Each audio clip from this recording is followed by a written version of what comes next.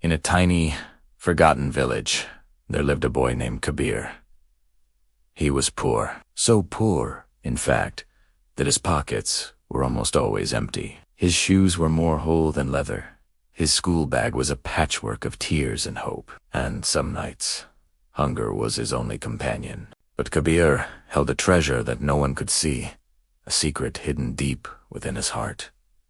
It was a dream, a colossal, life-altering dream. He yearned to achieve something so significant it would rewrite not just his own story, but the story of his entire family. Yet, whenever he dared to whisper this dream aloud, laughter was the only echo he received. A boy with empty pockets and big dreams.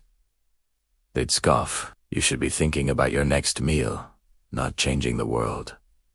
Their words stung, leaving little scars on his confidence. But a quiet, stubborn voice inside him insisted that his present circumstances would not define his future. One evening, as the sun painted the sky in shades of orange and purple, Kabir sat by the river, his heart heavy with the weight of everyone's doubts. An old, wise teacher, affectionately known as Guruji, noted the boy's slumped shoulders. "Why do you look so troubled, my child?" he asked gently. Kabir's voice was barely a whisper. "Guruji, everyone tells me I can't achieve anything great because I'm poor. They say my dreams are too big for a boy who has nothing." Guruji listened, his eyes full of understanding. He smiled warmly and handed Kabir a small, simple mirror. "Look into this," he said. "What do you see?" "I see myself," Kabir replied, confused. "Do you see the sadness in your eyes?" Guruji probed. Kabir nodded slowly, the reflection confirming his sorrow. Now Guruji leaned in, his voice dropping to a conspiratorial hush. "Look deeper. Look past the sadness. Can you see the fire burning behind it?"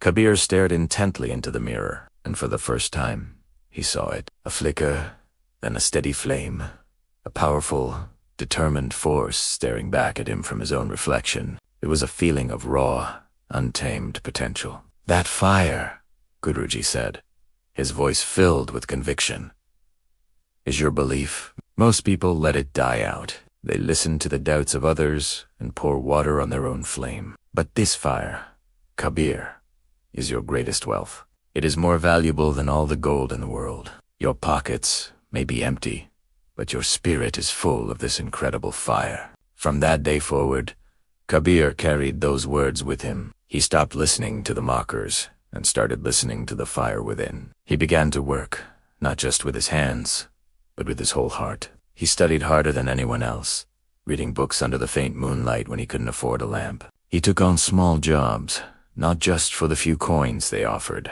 but for the lessons they taught him. Every time he felt tired, every time he failed, he would remember Guruji's words. He would close his eyes and see that fire, that unwavering belief in himself. The laughter of the villagers faded into the background, replaced by the crackling sound of his own determination. Years passed. The boy with the torn shoes and empty pockets, it was gone. In his place stood a man who had built a life beyond anyone's wildest imagination. He didn't just earn a living, he created opportunities for his entire village. He built a school, a hospital, and businesses that brought prosperity to the very people who had once laughed at him. One day, an old man approached him. It was one of the villagers who had mocked him long ago. "Kabir," he said, his voice trembling with regret, "we were wrong. We only saw your empty pockets. We never saw the fire in your soul." Kabir smiled, the same warm smile Guruji had once shown him. He replied, "My pockets were empty. It's true, but my heart was never empty. It was filled with a dream, and that's all anyone ever really needs.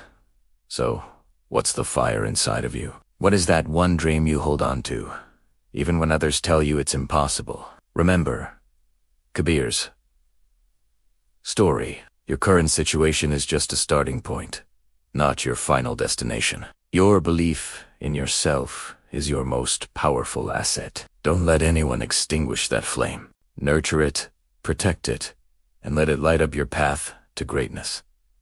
Thank you so much for watching. If this story resonated with you, hit that like button and subscribe for more inspiration. See you next time.